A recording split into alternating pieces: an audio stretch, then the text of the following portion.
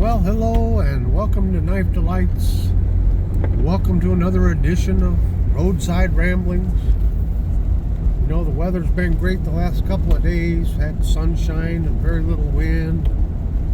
Up into near the 60s. Just gorgeous spring days. Of course, nothing good ever lasts, right? Here we are back down into the 40s and getting some light rain and wind. I think it's going to clear off a little bit later. But, yeah. Back and forth. Have one or two good days, and then you got to have a few nasty ones. Kind of just driving through this little town. Just another little farming community here. Not much left of the downtown, is there? It's funny, because 75 years ago, these would have been thriving downtowns, grocery stores and hardware stores, and all kinds of stuff. Just not that way anymore. You know, the days of the mom and pop grocery store and hardware store are just about gone. Not many of them left. Usually in these little towns, all you get left is the grain elevators and maybe a post office, second-hand store, perhaps a tavern. They become just like little sleepy bedroom communities to some of the larger towns. Really is a shame.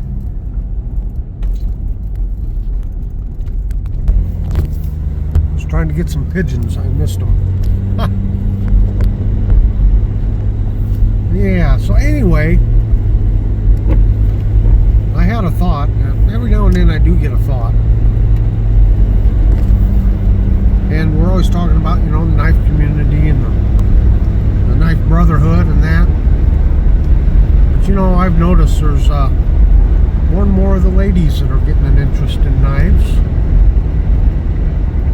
So I want to welcome them to the community. I would love to see a growing sisterhood of knives.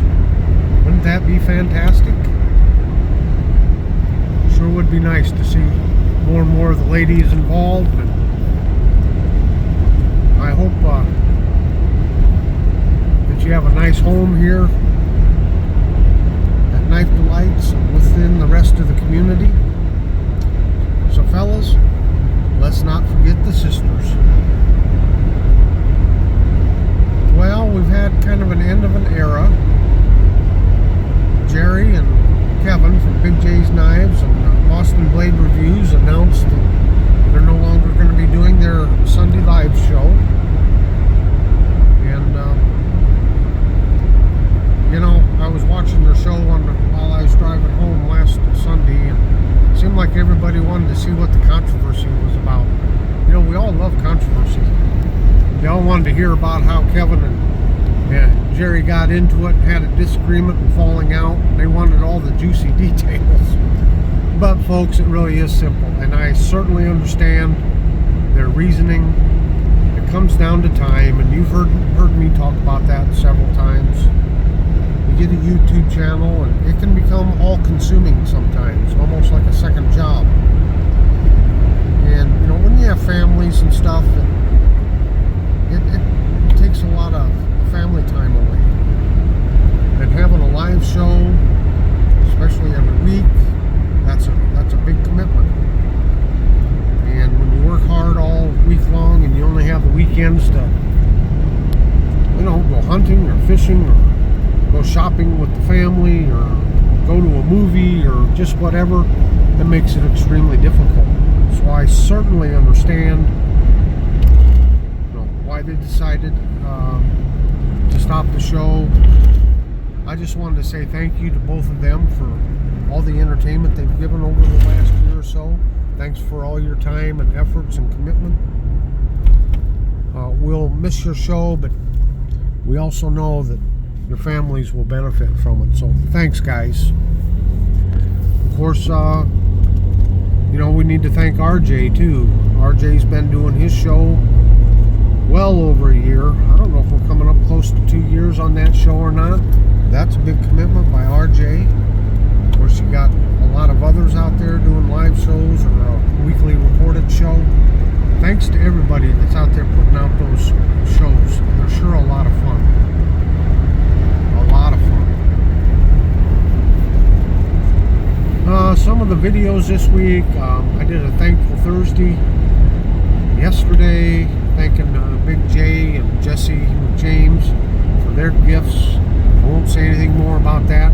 I've spoken on it ad nauseum probably, but if you haven't seen that, check that out. Thanks to Singing Toad for that wonderful open tag.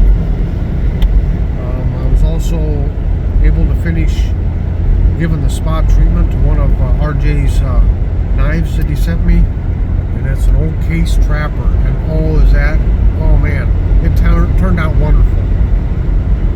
I think it's one of my better jobs, actually. The difference is like night and day on that knife, so if you haven't seen that, check out that video too. I think you'll enjoy it. As a matter of fact, I'm going to keep doing more refurbishing videos because they seem to be very popular. And until you guys tell me, no, that's enough of them, why, I think I'll just continue on with them. I sure have a lot of fun bringing those old knives back to life again, giving them a new life. A little bit of controversy. I watched a video, it was a members only video with Knife Chats with Tobias. He went on a little bit of a rant, and I always love it. Tobias does such good rants. Another one that does a good one is William at William's Knife Life. He does some good rants too.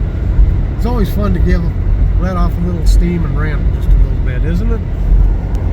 And they do just a wonderful job at it. But the controversy was with Tobias is somebody left a comment on one of his videos.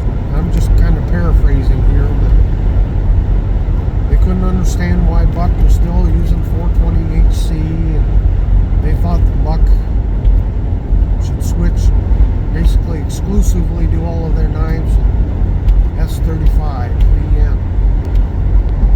And of course, part of Tobias's rant, and I agree with his rant wholeheartedly. One is the cost. You know, there's nothing wrong with Buck's 420 HC with the Boss heat treatment for 400 steel. It's some of the best out there. It sharpens up real nice. It has pretty good edge retention, you know, for a basic steel. And Buck has that steel, you know, dialed in. So why would you want to mess with it, for one? And two, we talk about cost. And as like Tobias pointed out, and something I pointed out, you know, they're trying to sell their products in stores like Walmart and other big box stores.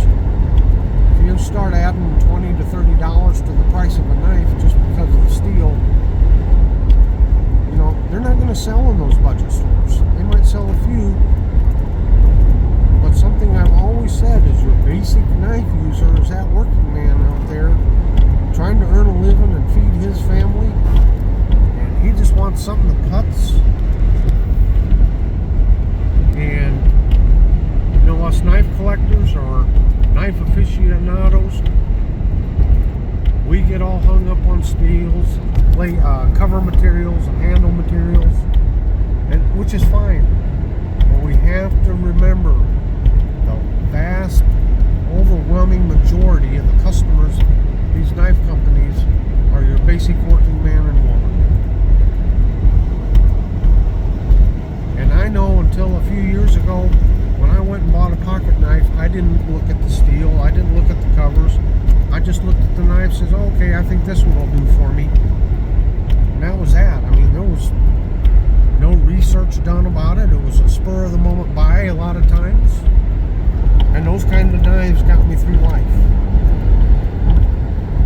So, you know, we can't take ourselves too seriously sometimes. Or we do take ourselves too seriously sometimes. And we can't see the forest through the trees. Even with Buck, and I'll touch this third rail here, even Buck having some of their slip joints being made overseas, made in China, they have, what do they have, 420J2 or something like that steel. It's not their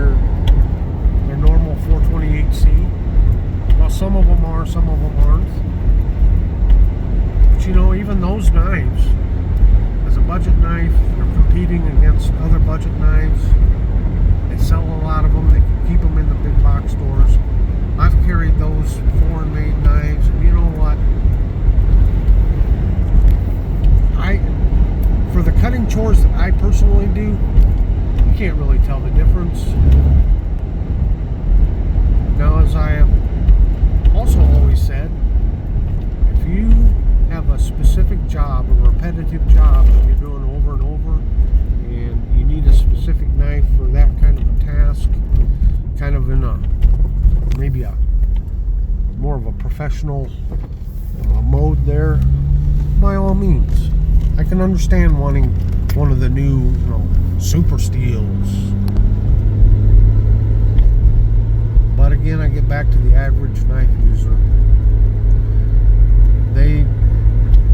If you walked up to the common Joe on the street and did interviews and you asked them what blade steel was in their pocket knife, I doubt very few of them could even tell you.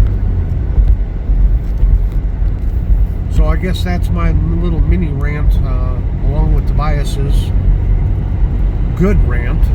And if you haven't joined Knife Chats with Tobias, Kitty's Corner, I encourage you to do so. He puts out some nice videos on Kitty's Corner that are members only. And also RJ's Regiment. Let's not forget RJ's Knives. He's got the RJ's Regiment. Please join that. Help support RJ.